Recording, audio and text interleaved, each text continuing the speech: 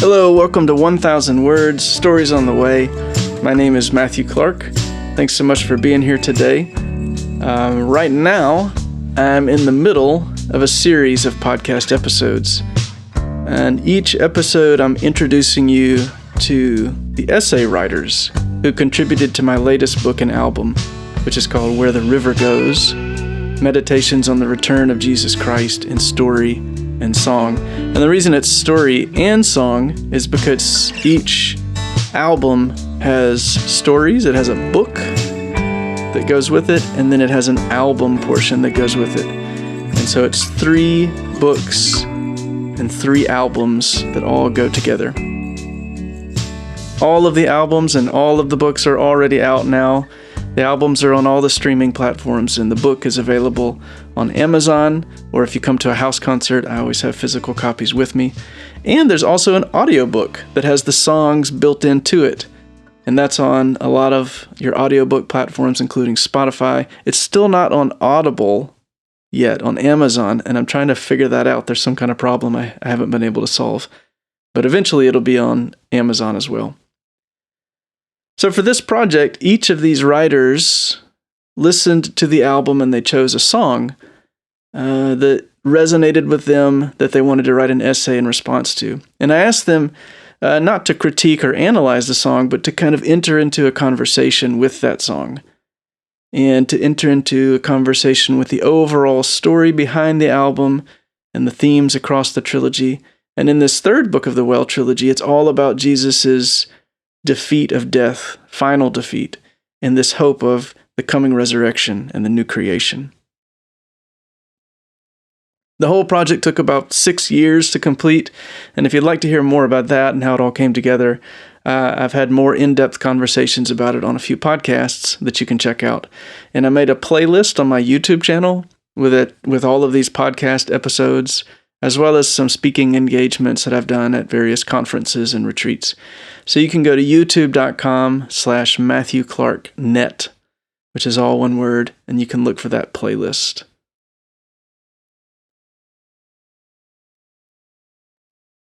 But this week is week 6 of this series, and today's featured essayist for the Well Trilogy is Esther Moon. Esther has a brilliant literary mind, and she wrote an essay weaving in lots of Shakespeare for this 3rd book in response to the 6th song, which is actually the title track. The song is called Where the River Goes.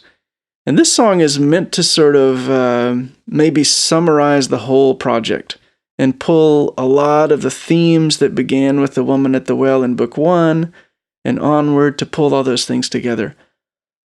But the song itself started back in, I think, 2017, when I was in Oxford, England, for the C.S. Lewis Institute's 2-week Oxbridge conference. And one of the speakers preached on Ezekiel 47, where this angel shows the prophet Ezekiel this little trickle of water flowing from the temple that proceeds to deepen and widen into this great river that flows all the way down to the Dead Sea. And Ezekiel is told that everything will live where the river goes. And that line just struck me, and I held on to it, and eventually that became the framing image for this last album, and also a way to connect and summarize a lot of the themes across the whole trilogy. So you'll see the woman at the well show up in this song, for instance, from the 1st book. So this is the song that Esther chose, and she did some really fascinating things with the river and water themes in her essay, showing how water is life-giving, but also, as in baptism, it can be a sort of death. But ultimately, it's a death through which God works to bring new life. So Esther did an amazing job, and I'm so glad she was willing to be a part of this and contribute an essay. Here's a little bit about Esther from her bio in the book. Esther Moon lives in Irving, Texas, where she enjoys life with her church community, practices holistic health care, writes interactive literature guidebooks, and avoids mosquitoes at almost any cost. Some of her favorite past adventures include exploring ancient Egyptian tombs and chaperoning high school students in Italy while teaching them some Shakespeare. She earned a PhD in literature from the University of Dallas in 2022. Her dissertation explored Chaucer's thoughts on poverty and wealth, including the spiritual and literary kinds in the Canterbury Tales. Chaucer is still her favorite. She also loves to read George Herbert, Shakespeare, and Richard Wilbur. However, it must be admitted that her sci-fi and mystery bookshelves are the fullest. Again, Esther's essay is so full of delight, wisdom, and insight. I'll read a sample of Esther's chapter entitled A Sea Change, but I highly recommend you grab your copy of Where the River Goes so you can read the whole essay.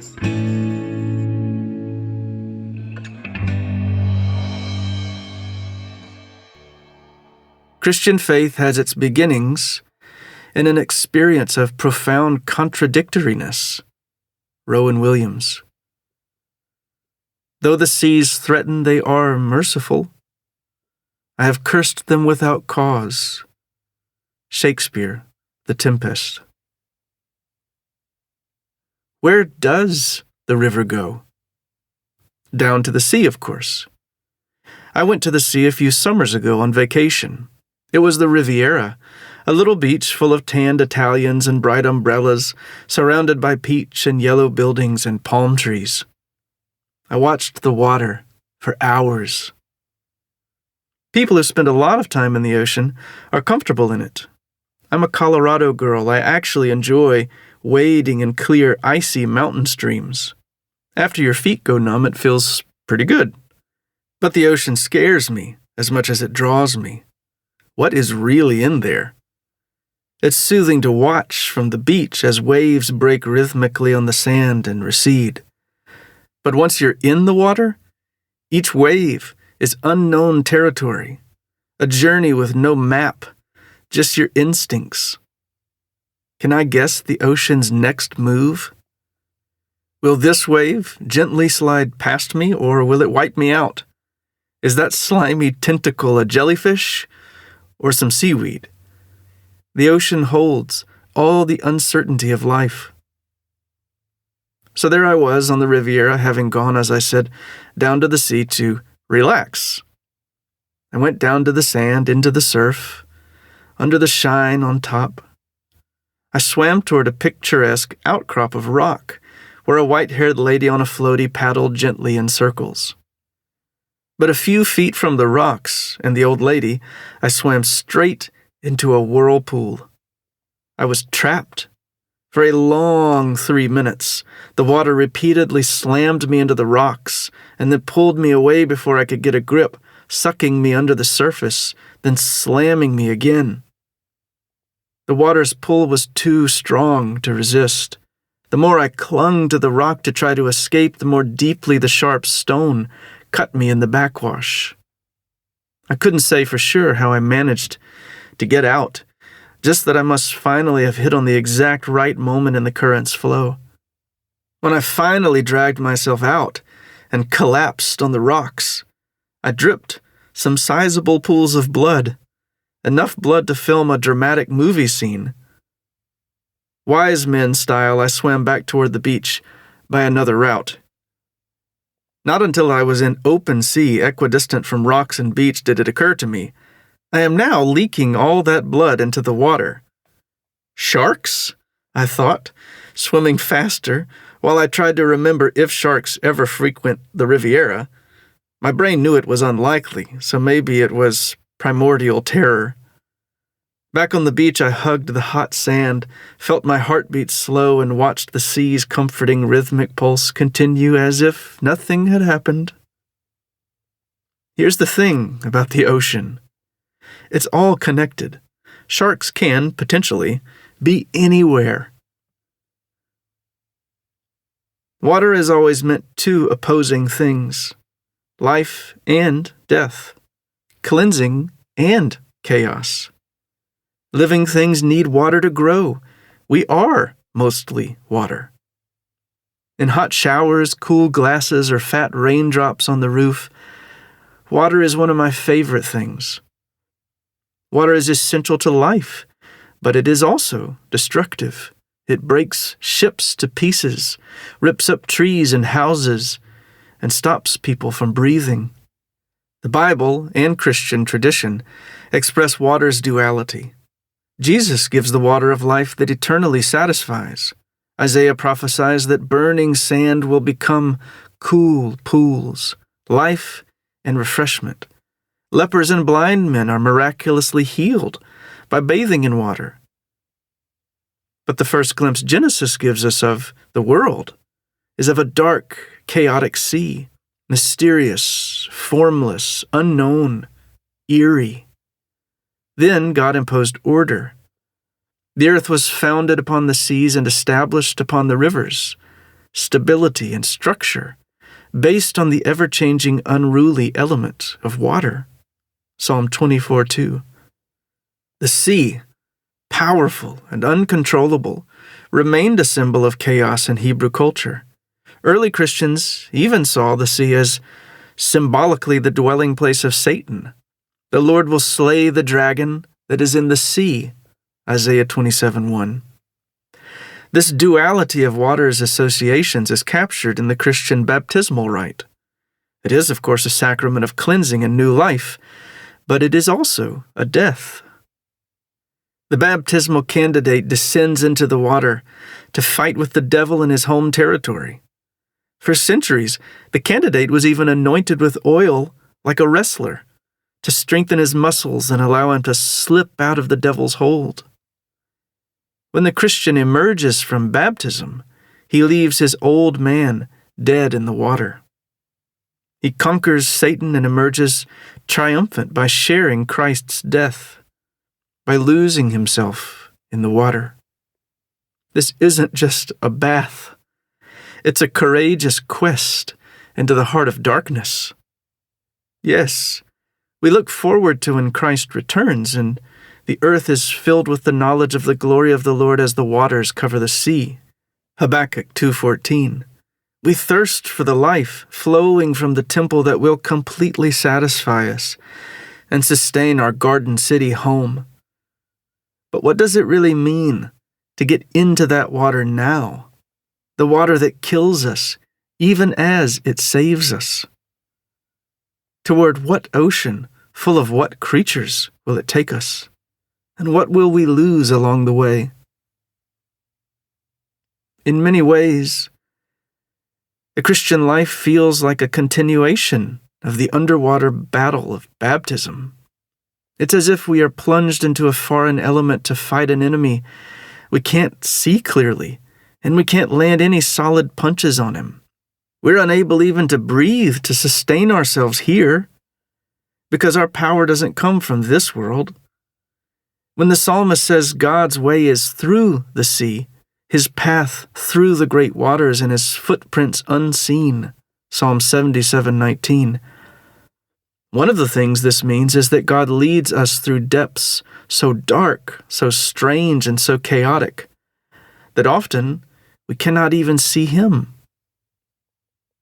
It's important to be honest about what the water of the Christian life is really like for us. If we think that this side of paradise, being in the river of Christ's life, looks like that old lady on a floaty on the Riviera, we're going to be sadly disappointed. Maybe you, like me, have become discouraged when his waves and breakers go over you. Often I fight the current because sinking and dying aren't really my idea of the Christian life. Being in the water with Jesus is a special kind of suffering. It's not the drought of being without Jesus. I'm talking about jumping into the water with complete abandon to meet him like Peter did, and then beginning to sink. The water of the Christian life is terrifying. Can we all admit it? Why might "don't be afraid" be the most repeated command in the Bible? Because following God is terrifying. That's why. Jesus tells us to expect trouble, but did I listen? No, somehow I made it most of the way through my 35 years of life, assuming that Jesus meant, in this world you will have trouble, except you lucky contemporary American Christians who, of course, are exempt because God has blessed you. And then I discovered that I was supposed to get wet. Blessed are those who weep.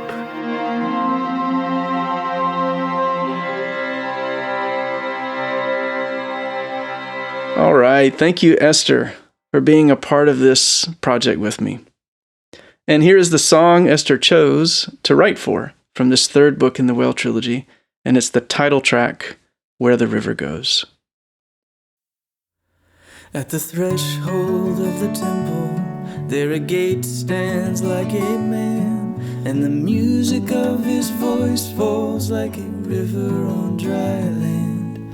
On those steps that lead to heaven, there's a long rope flowing down, and the hymn is at your feet, saying, come.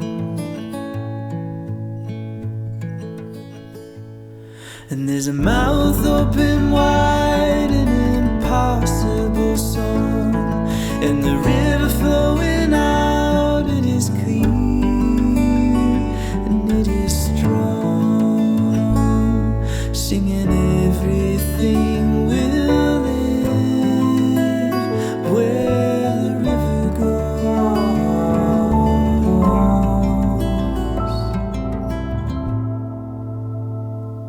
In this wasteland where the withered wait thirsty for a word, there's good reason to be angry where goodness seems absurd. But in a vision I went wading in a stream that gathered speed, till it brought to barren forests of gentle fruit and tender leaves. And there's a mouth open wide, an impossible song, and the river flowing out, it is clear, and it is strong, singing everything will live where the river goes. Oh, everything will live where the river goes.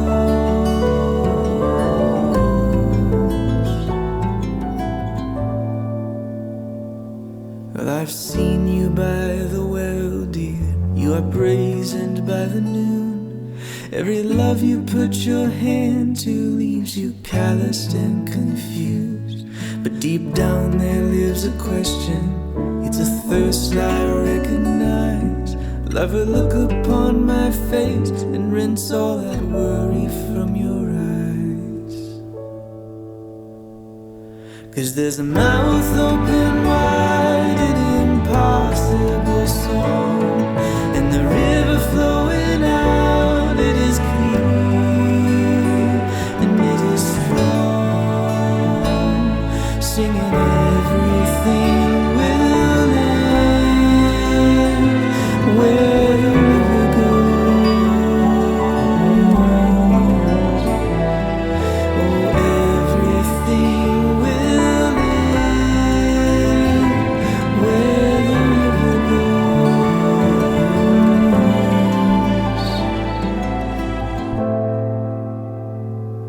Do you feel the raging current?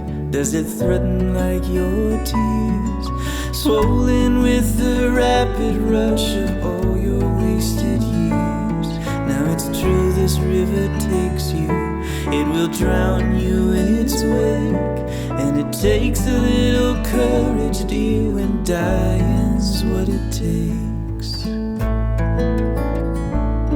And there's a mouth open wide, an impossible song, and the river flowing out, it is clear, and it is strong, singing everything will live where the river goes. Everything will live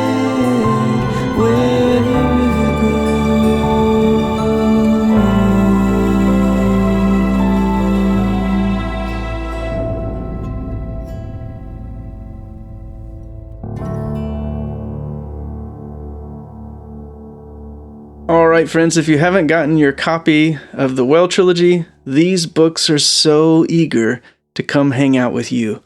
You can order the whole trilogy today on Amazon, and you can check your favorite audiobook supplier as well if you'd like to listen to them.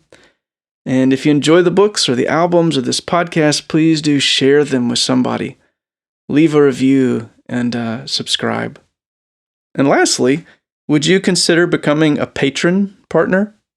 Patronage is the main way that I am able to continue doing this work of making things like songs and books and podcasts and concerts, things that make room for people to meet Jesus. So if that sounds like something you'd like to support, I'd love to have your help, and I'd love to have your prayers. You can visit matthewclark.net/partner for more information and to become a monthly supporter. But that is all for today. Please do tune in next week for a reading from Chapter 7 of Where the River Goes, featuring the fascinating Kirsten Jeffrey Johnson. And she wrote this beautiful poetic essay. So thanks so much, and I will see you next time on 1,000 Words, Stories on the Way.